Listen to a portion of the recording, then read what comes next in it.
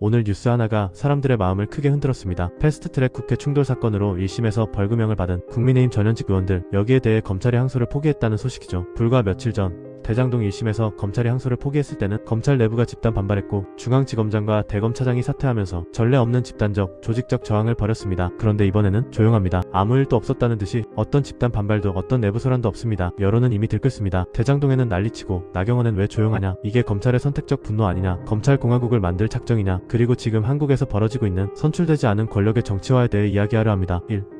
이번 사건의 표면적인 정리. 서울 남부지검은 오늘 이렇게 밝혔습니다. 범행 전반이 유죄로 인정되었고 사익을 위한 범죄가 아니며 6년 가까이 이어진 분쟁을 최소화할 필요가 있어 항소를 제기하지 않기로 했다. 하지만 핵심은 그 다음 문장입니다. 구형보다 가벼운 선고가 아쉽지만 수사팀, 공판팀, 대검과 심도 있는 논의를 거쳤다. 이 말은 다시 말해 이렇게 해석됩니다. 아쉽지만 그냥 넘어간다. 그리고 다 같이 합의했다. 즉 아무도 문제 삼지 않았다는 의미죠. 그런데 바로 여기서 이번 사건의 진짜 문제가 시작됩니다.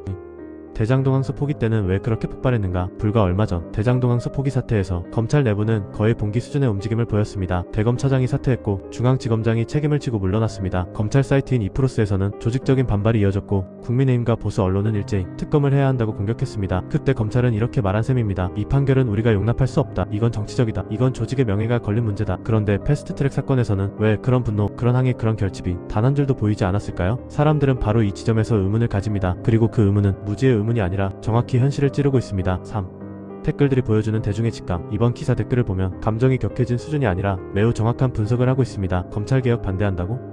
그럼 검찰공화국 만들자는 거냐? 대장동 땐 난리치더니 나경원은 왜 조용하냐? 이게 바로 선택적 분노다. 또 어떤 사람은 이렇게 말합니다. 한동훈은 대장동 때는 페이스북에 글을 도배하더니 이번엔 왜 침묵하고 있냐? 사람들은 본능적으로 알고 있습니다. 검찰이 이제는 정치 권력의 견제자가 아니라 정치의 플레이어가 되고 있다는 사실을 말이죠. 4.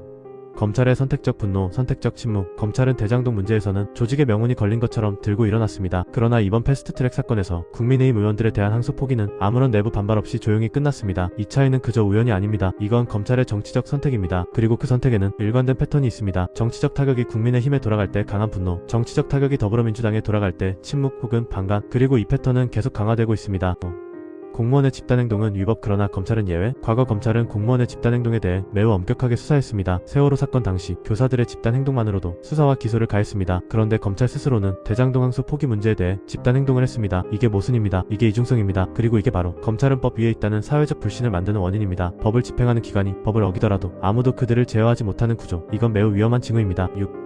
검찰의 정치 역할은 어떻게 변해왔는가? 과거의 검찰은 정치 권력에 예속된 사냥개였습니다. 정권이 바뀌면 검찰의 칼날도 바뀌었습니다. 하지만 지금은 다릅니다. 지금 검찰은 정권의 명령을 따르는 법무부 외청, 집행기관이 아닙니다. 자기 자신이 정치의 지형을 바꾸는 독립적 정치행위, 한마디로 말해 정치의 상황이 되려는 움직임을 보이고 있습니다. 항소를 할지 안 할지, 어떤 사건엔 목소리를 높이고 어떤 사건엔 침묵할지, 이 모든 선택이 사건의 성격이 아니라 정치적 효과를 기준으로 이뤄지고 있습니다. 이건 민주주의가 견딜 수 있는 수준을 이미 벗어난 움직임입니다. 7. 이번 항소 포기의 진짜 의미. 이번 검찰의 항소 포기는 단순히 분쟁을 최소화하겠다는 말로 설명할 수 있는 문제가 아닙니다. 이건 메시지입니다. 아주 명확한 메시지입니다. 검찰이 말하는 것입니다. 우리는 선택한다. 우리는 판단한다. 그리고 우리는 정치 위에 서 있다. 이 메시지가 선출된 권력을 압도할 때 민주주의는 파괴의 길을 겪게 됩니다. 그리고 우리는 이미 보았습니다. 8.